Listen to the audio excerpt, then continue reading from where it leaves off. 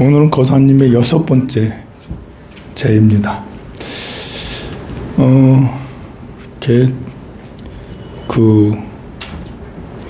옛날에 진묵대사님이라고 계셨어요.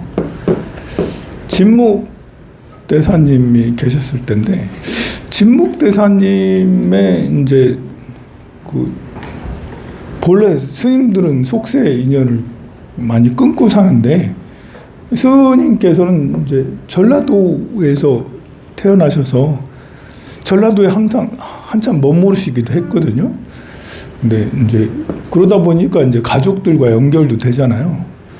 조카가 너무 가난해가지고 너무 힘들게 살고 있는 것이 안타까워가지고 조카에게 어떻게 하면 얘들을 부자로 만들까? 전생에 복을 지은 게 없어서 저렇게 가난하게 사는갑다 해가지고 복을 좀 지어줘야겠다 해가지고 이 조카 부부에게 이렇게 얘기했어요. 내가 너희들을 위해서 칠성불공을 올려야겠다. 그러니까 상을 7상을 차려라. 칠성님이 이제 북두칠성이니까 7상을 차려서 공양을 올리면 그러면 이제 너희들이 부자가 될 거다 라고 그렇게 말을 하고, 너희들이 아무리 가난하더라도 이것저것 팔아가지고 불공 준비해라 해가지고 몇 월 며칠 날짜를 주고는 그렇게 하라고 했어요. 그래서 이제 큰 스님이니까 이쪽은 우리 큰 스님께서 하라니까 해야죠 해가지고 7상을 진짜로 차렸어요. 정말 재산을 있는 거 없는 거 다 팔아가지고 7상을 했단 말입니다. 그래가지고 이제 나중에 그날 되니까 정말 그날 그 시에 7명의 어르신들이 속속 도착하시면서 음식을 이제 드시려고 그러는 거예요. 근데 7명의 그 어르신들이 행색이 노숙자야. 냄새나고 지저분하고 옷도 흐름하고. 이래가지고 이 조카 부부가 그 칠성님 하면 하늘에서 내려오셨으니까 이런 옷을 입고 다닐 줄 알았지. 이런 옷을 입고 다닐 줄 알았는데, 생긴 것도 훤하니 이렇게 그렇게 생길 줄 알았는데, 다들 이상하게 생긴 것도 무식하게 생기고 또 이렇게 괴팍하게 생기고 이상하게 생긴 거예요. 냄새도 나고. 그래서 조카 부부가 상을 차리긴 차렸는데, 이렇게 차려놓고 뒤에 가가지고 싸우는 거예요, 둘이서. 부인은 큰 스님 무슨 큰 스님이냐고 그러기도 하고, 무시렁무시렁 하면서 이제 불만을 막 얘기를 하고, 약간 찡그럭찡그럭 소리가 나. 이 공약관 안에서 자꾸 그런 소리가 나니까 이제 밖에도 들릴 거 아닙니까, 조금씩. 이 7명의 그 어르신이 기분이 나빠가지고, 우리가 가오가 없냐, 뭐가 없냐. 그래서 에이 하면서 안 먹어 하고 이제 일어나 가버렸어요. 근데 진묵 선사께서 이 7명 잡다가 마지막 한 분에게 바지 끄레기 잡으면서 그래도 좀 드시고 가시라고 그랬는데, 이 마지막 17번째 분은 그래도 국하고 밥은 그냥 대충 배가 고프셨는지 대충 먹고 가버렸어요. 그러니까 이제 체면이 말이 아니지 않습니까? 그래서 조카들한테 이거 너네들 때문에 참 불쌍하다 이렇게 박복해가지고 이렇게 굴러온 복을 차버리고 그러니, 이 굴러온 호박이 덩굴째 들어왔는데 이런 것들도 잡을 줄 모르면 어떻게 하니 라고 혼내고 그냥 가려고 하다가 돌아서서 딱 하는 말이, 얘들아 그래도 마지막 한 분은 밥하고 국은 드셨다. 그래서 3년 동안은 너네들 별 걱정 없이 살 거다. 그래서 진짜로 보니까 가시고 나서 그 다음 날부터 가세가 이제 막 풍성하게 잘 되더니 3년 동안은 정말 부자가 된 거예요. 근데 그날부터 3년 후에 갑자기 집에 불이 나가지고 재산이 다 폭삭 가난하고, 그날부터 다시 도로 가난해졌대요. 그래서 금강경에 보면 이런 말씀이 있습니다. 열의 신상으로 부처님을 볼 수 있겠느냐라는 열의 실견본에 보면 748페이지에 보면 그런 말씀 있죠. 가히 신상으로 열애를 볼 수 있겠느냐. 수보리 여유나 가히 신상 견열의 부 이러면서 748페이지에 있죠. 열의 실견본 제5입니다. 아랫줄이죠. 몸의 모습으로 겉모습으로 열애를 볼 수 있느냐 했더니 세존이시여 불가히 신상 아닙니다. 신상으로 득견열의 열애를 볼 수 없습니다. 열애를 얻을 수 없습니다. 볼 수 없습니다. 왜냐하면 열애께서 소설 신상 말씀하신 신상은 즉비신상 신상이 아니요. 열애께서 말씀하신 신상은 즉비신상이야 신상이 아니라고 합니다. 그러면서 부처님께서 수보리에게 말씀하시기를 범소유상 무릇 상이 있는 모든 것은 개시허망 모두 다 허망하다. 약견 만약 상이 아님을 보면 열애를 보리라 라고 했습니다. 그러니까 이 금강경의 말씀을 잘 하시면 이 겉모양을 보고 판단하진 않았을 거 아니에요. 그 허름하고 노숙자 비슷한 분들이 진짜 부처님일 수 있는 거예요. 우리 절에도 이렇게 무료급식을 하거든요. 그래가지고 이렇게 그 토요일 날에는 이제 국수 드시러 많이 오세요. 그리고 평일 날에는 떡 받으러 많이 오시고 옛날보다는 적지만 그래도 좀 오세요. 그래 이렇게 나눠드리는 분들이나 봉사하시는 분들은 이분들이 모두 다 칠성님이라고 생각하셔야 돼. 와서 공양을 드셔주는 분들은 칠성입니다. 꼭 그 무료급식이 아니더라도 공양감 봉사하시는 분들은 우리 절에서 밥을 먹고 가시는 분들은 모두 다 칠성분이다. 칠성님들이다. 공양가에서 밥 먹는 분들은 칠성님이에요. 그럼 한 분 앞에 그 공덕이 쌓이는 게 얼마나 크겠어요. 그런데 이제 기분 나쁘다고 또 뭐 서로 의견이 안 맞다고 봉사하는 분들끼리 투덜투덜 다투고 그러면 어떻게 되겠어요? 이분들이 드시러 왔다가 가시면서 기분 별로 안 좋지. 그래서 이제 좀 의견이 안 맞다 하더라도 봉사하는 사람들끼리는 서로 양보하고 배려하고 뭐 그렇다고 비리를 저지르는 건 아니지만 그 봉사하는 분들도 칠성님을 잘 모신다고 생각을 하면 좋습니다. 우리 절에서 칠성을 모시려고 하거든요. 그 칠성님을 그 꼭대기에 가면 산신각이 있어요. 가봤죠? 안 가봤어? 곡상에 용왕님도 있고 산신님도 있고 정의는 안 갔을 수도 있겠지만 정은 90년생이요? 네, 경호생. 겨울에 태어났어요? 좀 전에 사주 보고 왔거든 내가. 그래가지고 이제 칠성님을 모셔서 다음 주에 기도 입제를 할 거예요. 우리 거사님 그 막제 날에 기도 입제해서 한 49일 정도 기도해서 11월 18일에 이제 점안식을 할 거거든요. 그래서 칠성님을 모신다는 생각으로 이렇게 우리도 이제 칠성 태화를 새로 모시지만 일상생활 속에 칠성님을 모시는 것은 바로 누군가에게 밥을 잘 해주는 또 기쁘게 해주는 친절하게 해주는 그런 거라고 할 수 있습니다. 우리 그 정운고사 사주가 딱 그런 사주예요. 사람을 많이 살려야 되는 사주야. 어깨가 무겁겠어. 경호생이거든. 경호생인데 무자월이에요. 그리고 이민일이고 시가 임술이고 그리고 이제 이민시예요. 왜 많이 먹여 살려야 되는 거라고 얘기하냐면 이 월이라는 것은 내가 살아가는 사회고 직장이거든요. 이 직장에 이미 자를 놓으면 이걸 보고 이제 겁재라고 그래요. 겁재라는 것은 사람이 엄청 많다. 그것도 도둑놈들이 엄청 많다. 우리 정원거사가 살아가는 직장은 별의별 사람들이 많은 거예요. 내가 도둑놈이라고 얘기한 거는 그 중에 한 명, 두 명이 있다라는 거고, 다양한 사람들을 얘기하는 거예요. 세상의 모든 잡다한 사람들이 다 모여 있는 곳이 이맘때 자예요. 직장에 가면 그냥 돗대기 시장처럼 이 사람들, 의외의 사람들을 많이 만난다는 거야. 스님 같은 사람, 의외의 사람이잖아.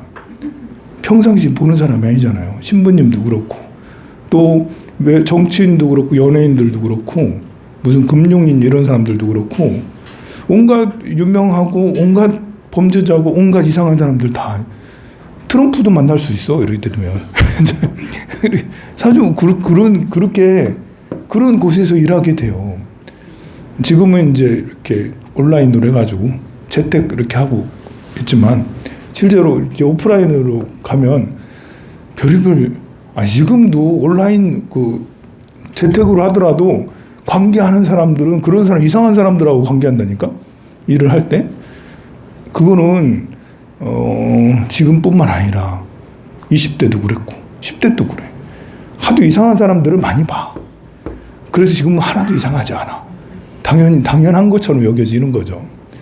근데 이렇게 이렇게 많은 사람들이, 여기 경이라는 게 있으면, 이게 춥고 배고픈 사람들이거든요. 춥고 배고픈 사람들이 서로 엉켜져 있다라는 거예요. 일은 안 하고 춥고 배고픈 사람들이 울고 있는 거예요. 더 추워지는 게 이게 엄청 추워.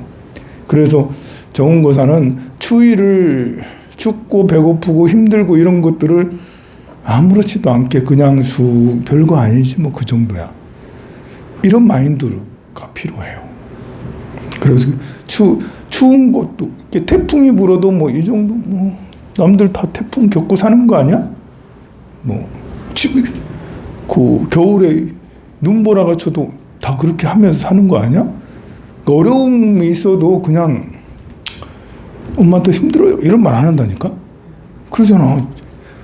잘 살고 있다고만 생각하잖아요.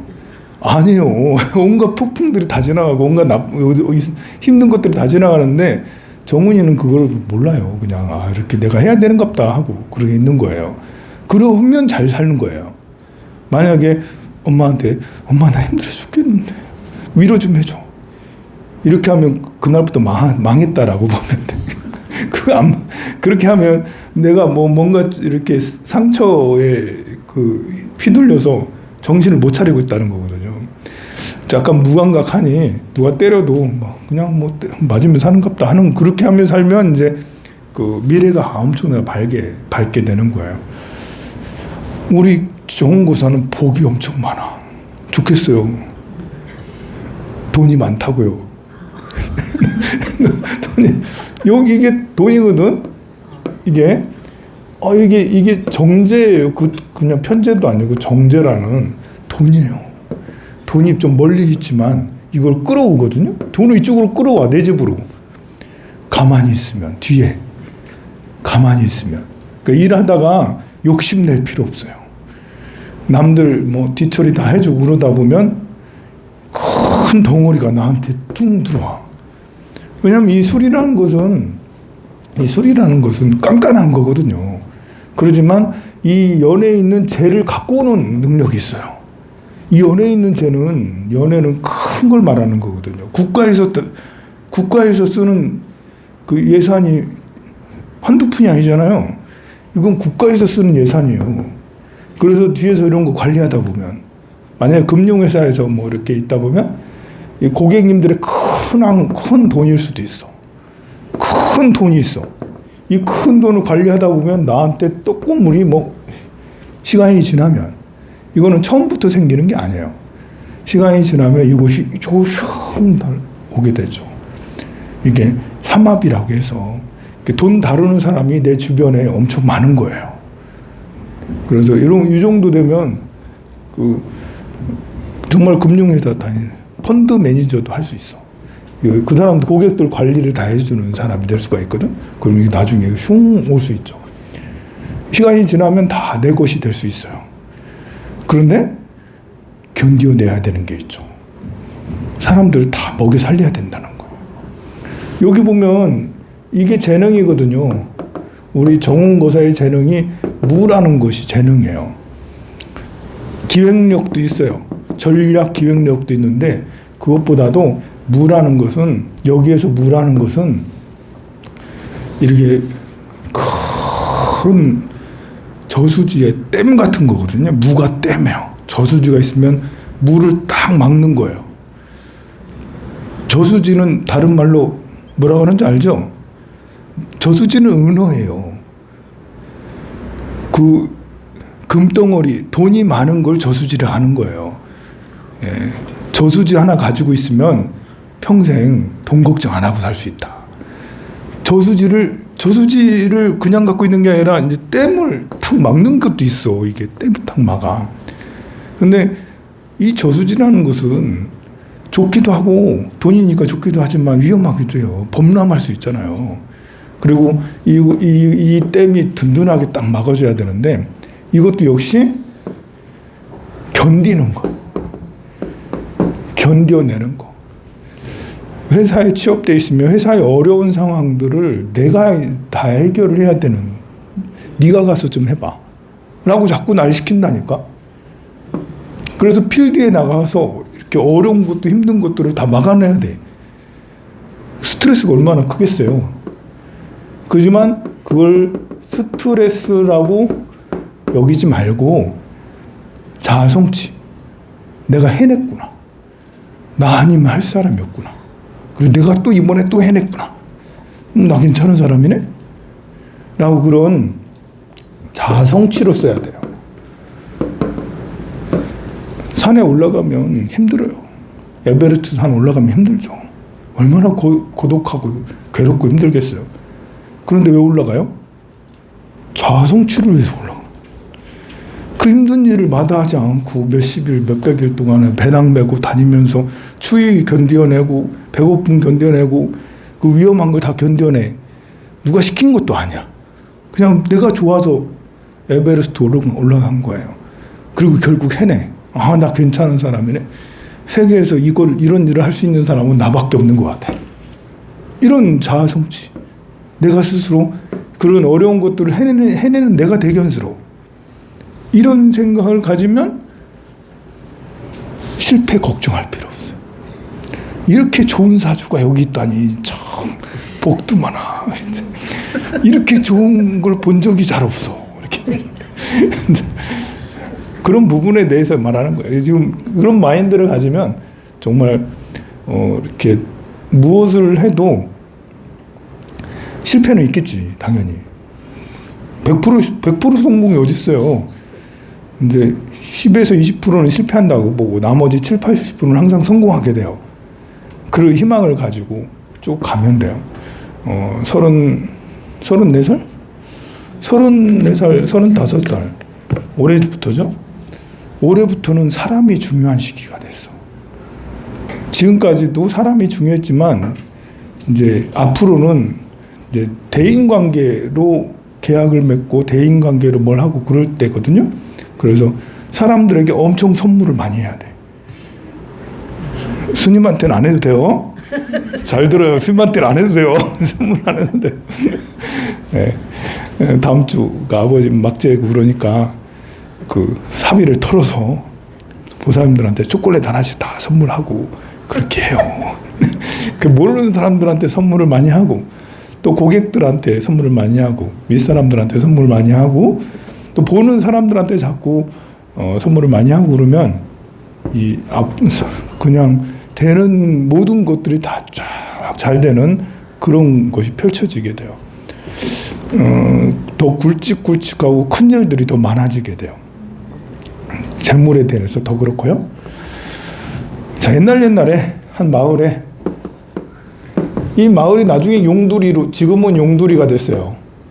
이 마을이 용두리가 된 사연이 있어요. 왜 이 마을이 용두리가 됐나?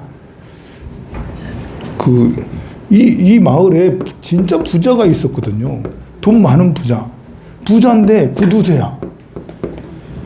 부자인데 구두쇠 있을 수 있죠. 그죠? 지금도 많죠? 여기는 없네. 여기는 부자면서 구두쇠 없어. 그런데 땅을 몇천 평, 몇만 평, 뭐 만석군인데 구두쇠야. 그래가지고 이제 부자면 거지들이 많이 꼬이게 마련이에요. 우리 정원거사도 성장해서 크면 클수록 이 날파리들이 많이 꼬이기 마련이에요. 그 이상한 사람 뭐 많이 꼬여. 그걸 날파리라고 여기면 안 돼. 부자는 거지들을 어떻게 생각해야 될까요? 내 것을 내 쌀을 갉아먹는 쥐라고 여겨야 될까요? 이 쥐새끼 같은 놈들 이렇게 생각해야 될까요? 아니면 아유 그래 공덕을 짓는 공덕주들 그래 칠성들 아유 칠성님이네 거지들이 칠성님 이렇게 생각을 해야 되거든요. 거지들을 칠성님으로 여겨야 되는데 그 이 부자한테 밥 한 끼는 큰 돈이 아니잖아요. 그런데도 이 구두쇠다 보니까 한 끼 한 끼 나가는 게 너무 배가 아픈 거야. 그래서 거지 올 때마다 문전박대. 거지만 오나? 스님도 오지. 비구 스님들은 탁발하러 많이 다니죠. 요즘엔 탁발 잘 안 하지만 옛날에는 스님들이 하루에 한 일주일에 한 번 정도는 스님들이 집에 이렇게 여러분들도 저도 충청도에 사는 저도 우리 집에 탁발 스님이 오시더라고. 그래서 저도 어렸을 적에 쌀독에서 퍼가지고 드렸던 기억이 나요. 여러분들도 다 그런 기억 가지고 있잖아요? 다 그렇게 했을 거예요. 그런 것처럼 스님도 오셔. 비구 스님이 오시는데 이 부자는 이것도 진짜 짜증난다. 아, 싫어. 그래가지고. 그래, 이제 심지어 심술까지 써가지고 하인한테 시켜가지고 제가 저기 가서 똥 퍼라. 진짜 똥물을 퍼온 거예요. 그래가지고 스님이 바랑을 탁 열잖아. 거기다가 똥을 넣은 거예요. 그랬더니 스님이 또 가관이야. 아, 우리 거사님이 참 훌륭하십니다. 이러면서 뭐 보통 스님 같으면 화내잖아요. 스님이 화를 안 내시고는 웃으시면서 우리 큰 스님 거사님 큰 복을 주십니다. 역시 이렇게 명성대로 훌륭하십니다. 라고 이렇게 하고는 그 사람들이 거지들이 와가지고 자꾸 거사님 재산을 거사님 밥을 쌀을 자꾸 가져가니까 좀 많이 짜증이 나시죠? 그러니까 너 정말 짜증나요. 제가 짜증 안 나게 거사님 거지들이 안 오도록 해줄게요. 제가 시키는 대로 하면 앞으로 거지들이 올 일이 없어요. 그리고 귀가 부자가 정말요? 진짜 거지가 안 온다고요? 어떻게 해야 되나 했더니 저 이렇게 마을 뒤쪽에 저 중턱에 가면 큰 바위가 이렇게 있는데 바위 앞에 동그랗게 나와 있는 이 돌이 있어요. 이거를 잘랐어요. 자르면 그러면 앞으로 거지들이 절대 안 올 거예요. 그래가지고 진짜 이 부자는 진짜 기분이 좋아가지고 하인들한테 시켜서 저 위에 올라가서 이 바위 여기 잘라라. 잘 안 되는 거예요. 한참 반 정도 이렇게 정 가지고 막 하니까 거기 자꾸 피가 나는 거야. 무성 툴툴 진액 같은 게 막 나오는 거예요. 그래서 이 하인들이 무서워가지고 부자한테 그러는데 보고했는데도 불구하고 걱정하지 마라. 스님이 시켰는데 스님이 거지가 안 오게 한다고 한다는데 별일 있겠냐? 그거 다 잘라라 해서 진짜 잘랐거든요. 진짜 자르고 나니까 갑자기 하늘에서 구름이 막 일어나면서 폭우가 막 내리고 그러는 거예요. 그러더니 부자 집이 폭우에 휩쓸려가지고 부자가 하룻밤 사이에 슉 휩쓸려 나간 거예요. 정말 거지가 안 오게 된 거예요. 진짜 거지가 안 오게 됐어요. 스님이 좀 심하셨다. 스님이 얼굴은 미소를 띄우면서 이 부자가 혹하게 그렇게 했는데 그렇잖아요. 이렇게 거지가 안 오게 하는 방법은 정말 가난하면 거지가 안 오죠. 그러니까 우리가 이제 부자가 되면 될수록 부자의 수위가 높아지면 높아질수록 주변에 거둬들여야 될 사람이 더 늘어나요. 처음에는 사람이 아무것도 없으니까 0명이지만 좀 좋아지면 10명을 거둬들여야 되고 나중에 20명을, 나중에 100명을 거둬들여야 되죠. 우리 정원고사는 몇 명 정도를 거둘 생각을 가지고 있나요?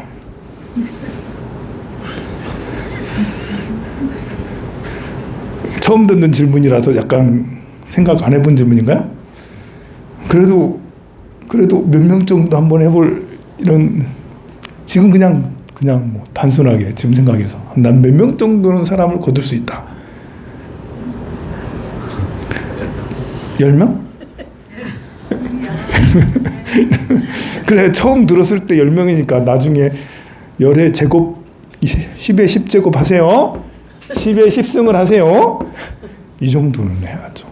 10의 10승은 해야죠. 10의 10승. 이러면 억대입니다. 그죠? 1억인가요? 10의 10승이면? 네, 그 정도 됩니다. 10의 10승 정도 되는 사람을 거두세요. 충분히 할 수 있어요. 그렇게 할 수 없는, 아까 얘기했잖아요. 대단한 사주라고. 그 많은 사람을 거두겠다라는 원력을 가지면 진짜로 그렇게 될 수 있는 가능성이, 제 사주는 대가 원력을 그렇게 가져도 반에 반밖에 안 돼요. 근데 우리 거사는 10에 10승 하겠다 하면 거의 80%를 채울 수 있어요. 그래서 충분히 가능하니까 아버님 49제 지내는 그런 인연으로 스님한테 이런 비기를 배웠잖아.